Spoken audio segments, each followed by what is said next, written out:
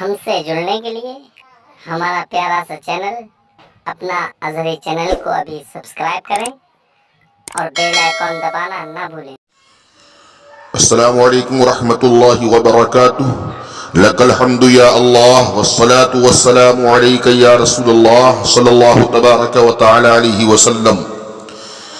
داغ گناہ دھلتے ہیں مومن کے 5 وقت، داغ گناہ دھلتے ہیں مومن کے 5 وقت۔ وامق خدا کے فضل کا دریا ہے یہ نماز۔ نماز کی فرضیت و فضیلت و برتریت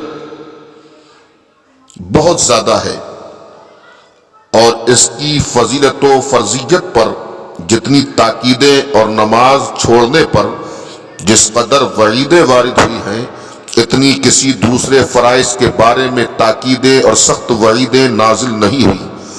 کیوں؟ اس لیے کہ نماز اہم الفرائض اور افضل العبادات ہے۔ اللہ رب العزت کی بارگاہ میں دعا ہے کہ اللہ رب العزت ہماری اسلامی سنی بھائی اور بہنوں کو نماز پنجگانہ کا ذوق و شوق عطا فرمائے۔ مولا سے اپنے ملتا ہے بندہ نماز میں، اٹھ جاتا ہے جدائی کا پردہ نماز میں۔ مولا میں اور بندے میں رہتا نہیں حجاب، بے پردہ ہے تجلی مولا نماز میں، بے پردہ ہے تجلی مولا نماز میں۔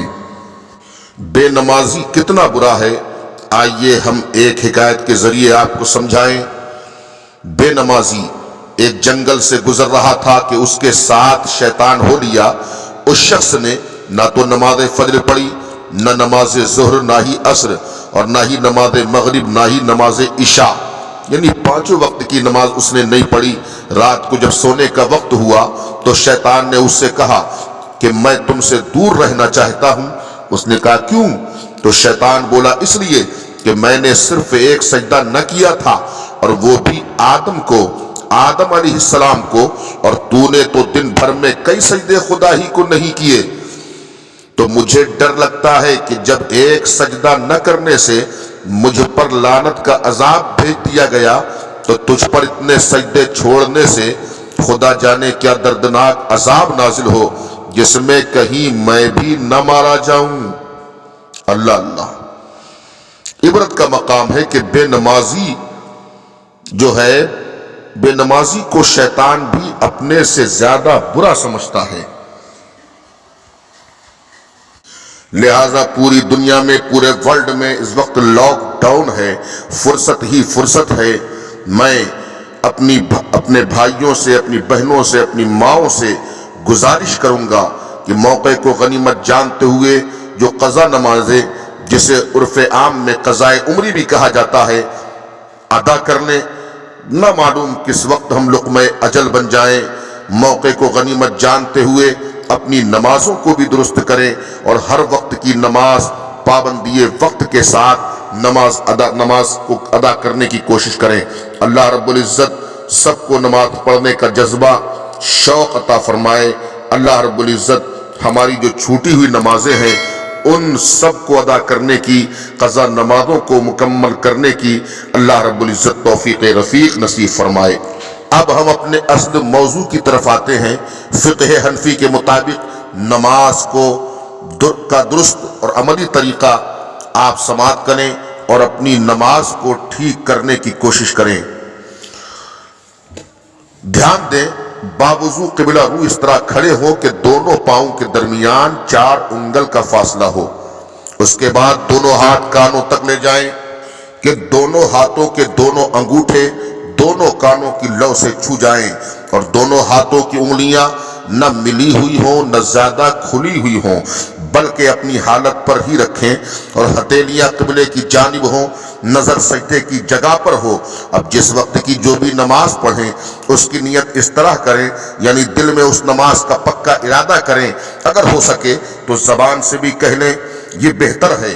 مثلا نیت کی میں نے آج کے ظہر کی 4 رکعت فرض نماز کی، اگر جماعت سے پڑھیں تو یہ کہیں پیچھے اس امام کے، اب تکبیر تحریمہ یعنی اللہ اکبر کہتے ہوئے ہاتھ نیچے لائیں اور ناف کے نیچے اس انداز سے باندھیں کہ سیدھے ہاتھ کی ہتھیلی کی گدی الٹے ہاتھ کی ہتھیلی کے سرے پر बीच की 3 उंगलियां उल्टी कलाई की पीठ, अंगूठा और चुंगली उंगली कलाई के अगल बगल हो। अब सना पढ़ें।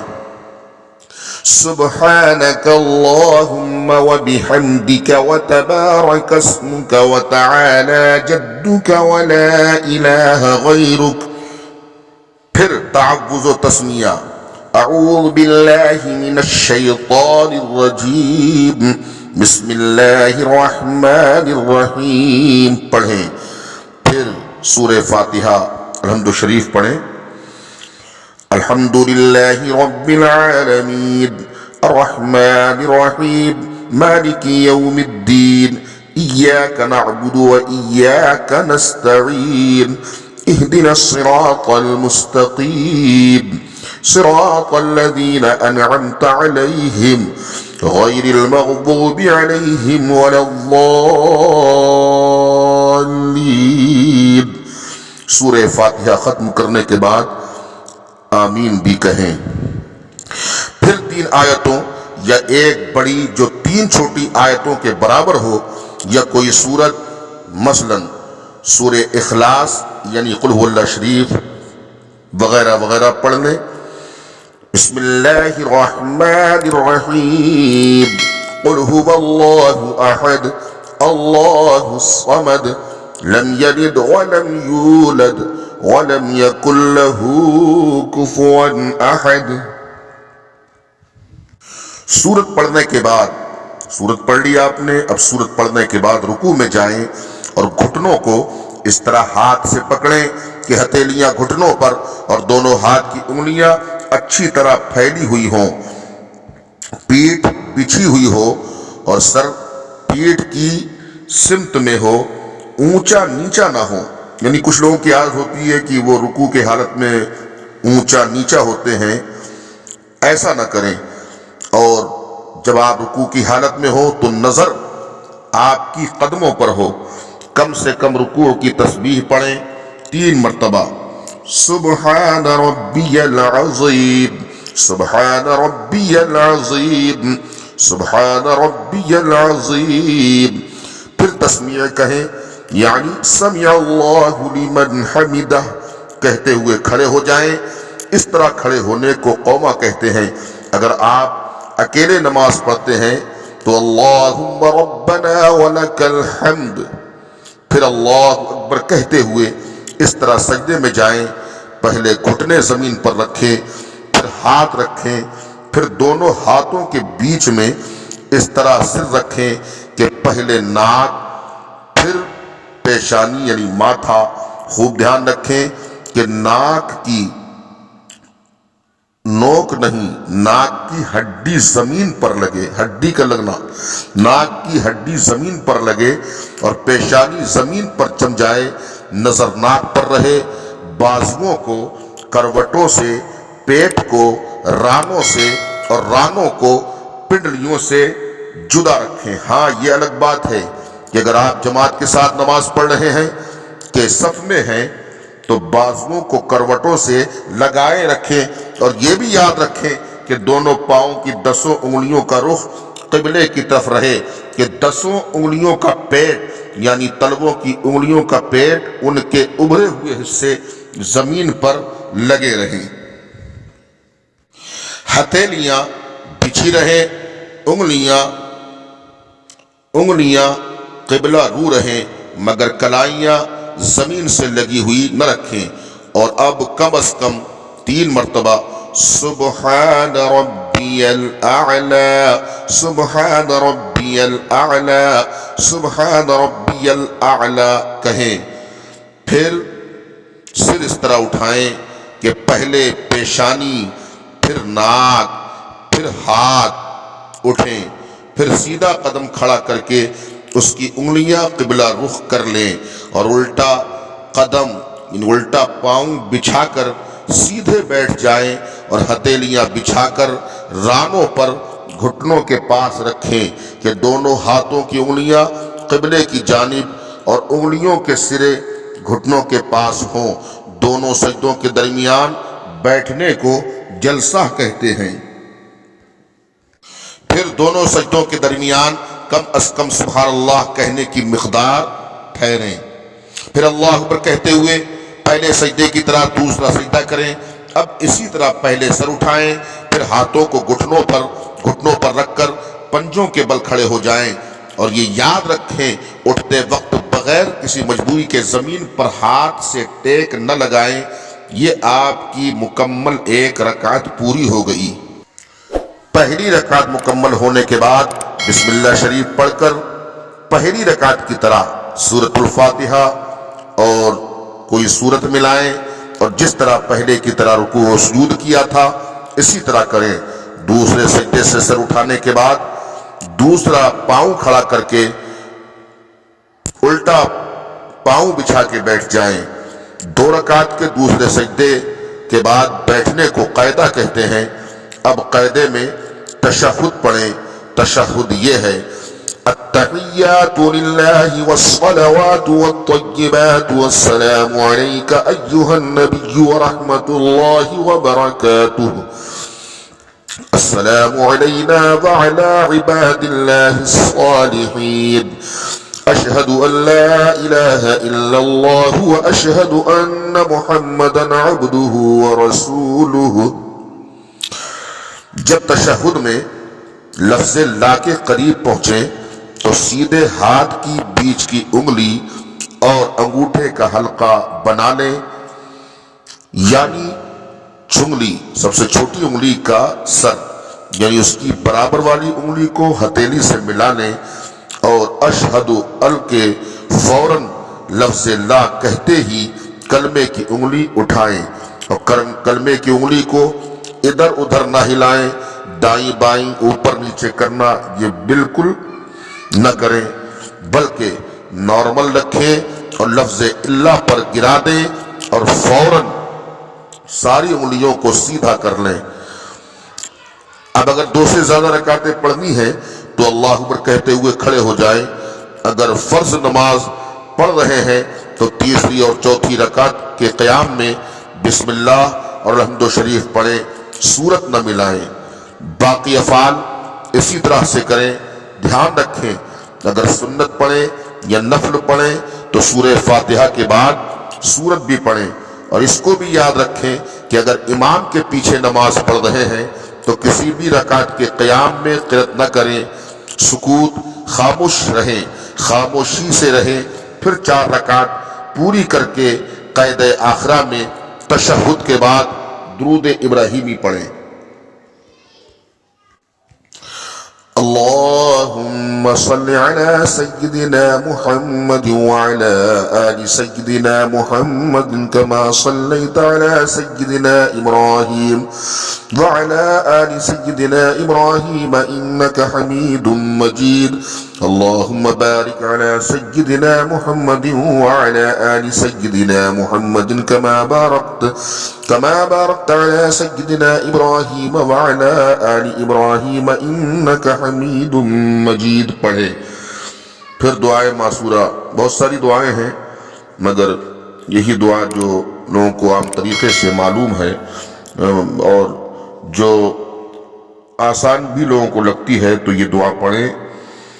اللہم ربنا آتنا فی الدنیا حسنة وفی الآخرة حسنة وقنا عذاب النار۔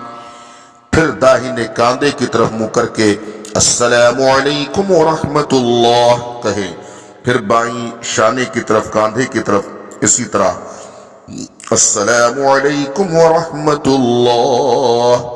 اب نماز ختم ہو گئی، یہ نماز آپ کی پوری ہو گئی۔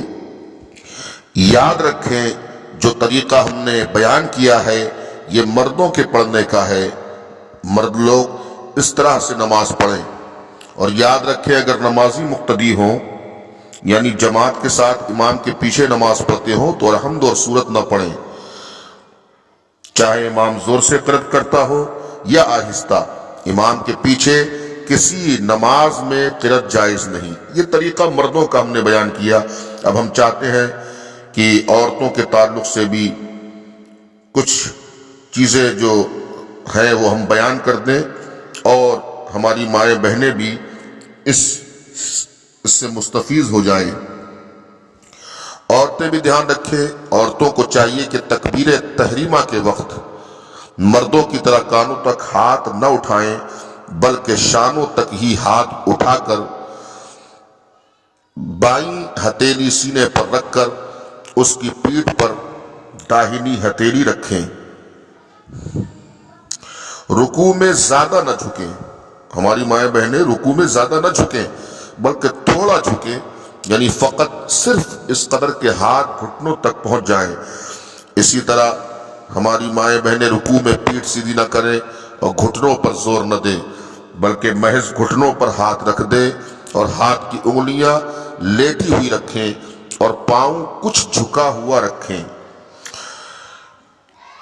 عورتیں مردوں کی طرح خوب سیدھا نہ کریں، عورتوں کو بالکل سمٹ کر سجدہ کرنا چاہیے، یعنی بازوؤں کو کروٹوں سے ملا دیں اور پیٹ کو ران سے اور ران کو پنڈلیوں سے اور پنڈلیوں کو زمین سے ملا دیں۔ اور قاعدہ اتحیات پڑھتے وقت عورتیں بائیں قدم پر نہ بیٹھیں، دونوں پاؤں داہنی جانب سے یعنی سیدھی جانب سے نکال دیں اور بائیں سرین پر بیٹھیں، مردوں کی طرح نہ بیٹھیں۔ عورتیں بھی کھڑی ہو کر نماز پڑھیں۔ بہت سی عورتیں جو پڑھی لکھی نہیں ہیں وہ فرض اور واجب اور سنت و نفل ساری نمازیں بیٹھ کر پڑھتی ہیں، یہ بہت غلط طریقہ ہے۔ نفل کے سوا کوئی نماز بھی بلا عذر بیٹھ کر پڑھنی جائز نہیں۔ یہ جو پڑھی لکھی نہیں ہے عورتیں، فرض و واجب جتنی نمازیں بغیر عذر بیٹھ کر پڑھ چکی ہوں ان سب کی قضا کریں اور اللہ کی بارگاہ میں سچے دل سے توبہ کریں۔ یہ جو ہم نے نماز کا صحیح طریقہ فقہ حنفی کے مطابق آپ تک پہنچایا، ضرورت اس بات کی ہے کہ سن سن کے آپ اپنے دل کی تختی پر نقش کر لیں اور اپنی نماز کی اصلاح کریں کہ ہم جو نماز پڑھتے ہیں اس میں کیا کیا ہمارے اندر کمیاں پائی جاتی ہیں۔ وقت بہت ہے، فرصت ہی فرصت ہے، نمازوں کو صحیح پڑھنے کی، صحیح ادا کرنے کی کوشش کریں۔ اب نہیں کریں گے تو کب کریں گے، نہ معلوم کہ ہم کس وقت لقمہ اجل بن جائیں۔ جاگنا ہے جاگ لے افلاک کے سائے تلے، حشر تک سونا پڑے گا خاک کے سائے تلے۔ فقیر قادری محمد اختر رضا نے فقہ حنفی کے مطابق اپنے اسلامی بھائی بہنوں تک جو عملی طریقہ پہنچایا ہے، اللہ رب العزت اس پر سب کو عمل کرنے کی توفیق رفیق نصیب فرمائے، اور مجھ سے بتقاضۂ بشری کہیں سہو ہو گیا ہو تو اللہ مجھے معاف فرمائے۔ استغفر اللہ ربی من کل ذنب واتوب الیہ۔ السلام علیکم ورحمۃ اللہ۔ ہم سے جڑنے کے لیے ہمارا پیارا سا چینل اپنا ازہری چینل کو ابھی سبسکرائب کریں اور بیل آئیکن دبانا نہ بھولیں۔